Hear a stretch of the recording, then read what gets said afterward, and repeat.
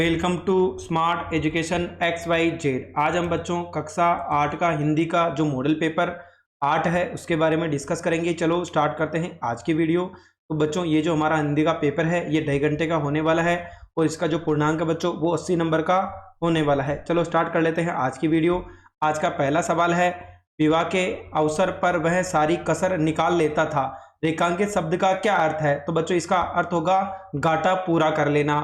अकबरी लोटा पाठ में जाऊलाल और उसकी पत्नी के बीच हुई बातचीत से क्या पता चलता है?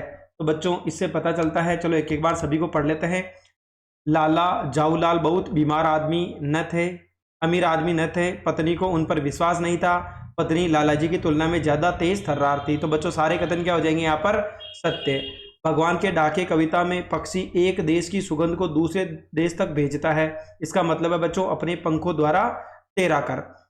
तो सोई राज समाज बने, गज बाजी घने मन संवरण छायो। रेखांकित शब्द का अर्थ है, यानी हमें बताना है कि बाजी है इसका अर्थ क्या होता है? तो बच्चों इसका अर्थ होता है घोड़ा। आनी प्रत्यय से बना शब्द बताना है, यानी वह शब्द जिसके पीछे आनी आ रहा हो वो शब्द हमें बताना है। तो बच्चों देवरानी क्या हो जाएगा? यहाँ पर देव रानी हो जाएगा। अगला है जिसके अंदर हम सब मिठाई खाते हैं, वाक्य में रेखांकित शब्द का बहुवचन बताना है। तो बच्चों मिठाई का क्या हो जाएगा? मिठाइयाँ हो जाएगा। क्या हो जाएगा बच्चों? यहाँ पर मिठाइयाँ हो जाएगा, यानी ऑप्शन नंबर बी। बाज और सांप पाठ में बाज की वीरता का आगे बढ़कर किसने स्वागत किया था? तो बच्चों चट्टानों ने। कृष्ण ने सुदामा द्वारा लगाए गए उपहारों को निम्नलिखित में से किसमें भीगा हुआ बताया है? तो बच्चों यहाँ पर उन्होंने सुधा रस में भीगा हुआ बताया है। अगला है मेरा मन कभी कभी बैठ जाता है, क्या निराश हुआ जाए? पाठ में लेखक ने ऐसा क्यों कहा है ये हमें बताना है क्वेश्चन नंबर 9 के अंदर। तो चलो बच्चों इसका आंसर देख लेते हैं। तो आए दिन समाचार पत्रों में चोरी डकैती तस्करी एवं भ्रष्टाचार की खबरें पढ़कर मन बैठ जाता है। पानी की कहानी पाठ में लेखक को ओस की बूंद कहाँ मिली है? तो बच्चों अगर इसकी बात करो तो लेखक को ओस की बूंद बेर की झाड़ी के पास मिली, जो अचानक ही उसके हाथ पर पड़कर कलाई पर आ गई थी। दीवाने वीरों की राह। अगला है बालक श्री कृष्ण किस भोग के कारण दूध पानी के लिए तैयार हुए? तो बच्चों ये हमें बताना है। तो क्वेश्चन नंबर 11 का आंसर होगा बालक श्री कृष्ण चोटी बड़ी होने के लोभ में आकर दूध पीने को तैयार हो गए। दीवाने वीरों की राह निश्चित क्या नहीं होती है? दीवाने के हस्ती कहानी के आधार पर लिखिए। तो आज़ादी की राह पर बढ़ना ही उनका लक्ष्य है, इसलिए वे लक्ष्य प्राप्ति किसी भी राह पर चल सकते हैं। प्रति उपसर्ग लगाकर दो शब्द बनाने हैं। तो बच्चों पहला क्या हो जाएगा? प्रतिकूल हो जाएगा, यानी इसके अंदर क्या है? प्रति क्या है? एक उपसर्ग है। इसी प्रकार बच्चों क्या हो जाएगा? प्रतिदिन। अगले शब्द की बात करें तो उदय का विलोम शब्द अस्त है। इसी प्रकार से हमें बताना है कि उन्नति का क्या हो जाएगा बच्चों? अवनति हो जाएगा। दुर्जन का क्या हो जाएगा? यहाँ पर सज्जन हो जाएगा। अगला है अगर हम बात करें क्वेश्चन नंबर 14 की, चलो बच्चों देख लेते हैं।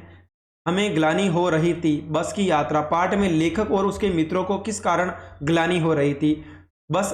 वह बस बहुत पुरानी थी, उसे लेखक और उसके मित्र ऐसे वृद्धा मान रहे थे जिसके प्राण कभी भी समाप्त हो सकते हैं, इसलिए उनको ग्लानि हो रही थी, यानी दुख हो रहा था। लेखक को अपनी कौन सी सोच मूर्खतापूर्ण लगी? जहां पहिया है पाठ के आधार पर बताइए। तो लेखक ने सोचा था कि महिलाएं साइकिल चलाना सीखकर कुछ पैसे ही तो कमाती होगी, लेकिन उसने उनकी आज़ादी संबंध बात पूछी तो उन्हें सोच मूर्खतापूर्ण लगी। कबीर घास ने नींदिए जो पाऊँ तली होई, उड़ी पड़े जब आंखों में खरी देली होई। प्रसंग है यह साखी कबीरदास द्वारा रचित कबीर की साखिया नामक पाठ से लिया गया है। इसमें कबीर ने घास के छोटे से तिनके का भी अपमान न करने की सलाह दी है। व्याख्या है कबीरदास जी कहते हैं कि घास की भी निंदा नहीं करनी चाहिए, क्योंकि यह भले ही पेड़ तले रौंदी जाने वाली निर्बल है, लेकिन उसी घास का कोई तिनका आंख में पड़ जाए तो वह अत्यधिक कष्टदायी बन जाता है। मनुष्य जब तक उस तिनके को अपनी आंखों से निकाल नहीं देता है तब तक उसे चैन नहीं मिलता है।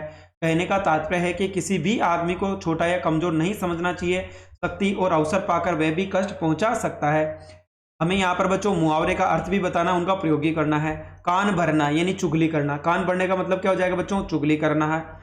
तो माधुरी कान भरने में कक्षा में सबसे आगे है। दाल न गलना काम न बनना। रामदास यहाँ आपकी दाल नहीं गलेगी, आप चुपचाप यहाँ से चले जाइए। अगला है सड़क सुरक्षा के कोई 4 चिन्ह बताने हैं। तो बच्चों सबसे पहला चिन्ह है यू टर्न, यानी हमें अगर राइट में लेना है तो बच्चों किसका प्रयोग करेंगे, यू टर्न लेना हो यानी वापस उधर ही घूमना हो तो किसका होगा बच्चों, यू टर्न। ओवरटेक निषेध यानी बच्चों किसी गाड़ी के से आगे नहीं निकलना चाहिए, यानी वो क्या कहलाता है, ओवरटेक। यानी आपके पीछे अगर कोई फोर व्हीलर चल रही है, आप पीछे से बाइक लेके जा रहे हो तो उसको ओवरटेक नहीं करना है। प्रवेश निषेध यानी आप आगे नहीं जा सकते। पैदल पारपथ यानी जेब्रा क्रॉसिंग, तो बच्चों बीच में से इस प्रकार की जो लाइनें होती काली और व्हाइट वाली वो क्या कहलाती है बच्चों, जेब्रा क्रॉसिंग, जो पैदल यात्री होते हैं उनके निकलने के लिए होती है। मानव के लिए स्वच्छता क्यों आवश्यक है बताइए। स्वच्छ वातावरण में ही स्वस्थ शरीर एवं स्वस्थ मस्तिष्क का विकास होता है। स्वच्छता रखने से न तो बीमारियां बढ़ती है, न पेयजल और खाद्य पदार्थ दूषित होते हैं और न पर्यावरण पर बुरा प्रभाव पड़ता है। इससे मानव जीवन सुखमय बनता है। अतः मानव के स्वस्थ रहने के लिए स्वच्छता सब तरह से आवश्यक है। अगला है बच्चों, यहाँ पर अगर हम बात करें क्वेश्चन की, तो नीचे दिए गए कोष्टक में से बच्चों हमें शब्द देख करके नीचे दिए गए शब्दों में भरना है। चलो देख लेते हैं कौन कौन से शब्द आएंगे बच्चों। तो सबसे पहले की बात करें हमें, तो बच्चों यहाँ पर आएगा अब, अपना और पराया क्या। तो बच्चों यहाँ पर हमें समाज, ढंग, आबाद, समझ, आखिरी और आखी, रहे, रुकने वाले, इनमें से कोई शब्द भरना है। तो बच्चों अब, अपने और पराये, क्यों, आबाद, रहे, क्या आएगा बच्चों, आबाद, रहे, रुकने वाले। हम तो नहीं पाते हैं, तो बच्चों क्या, हम समझ नहीं पाते हैं।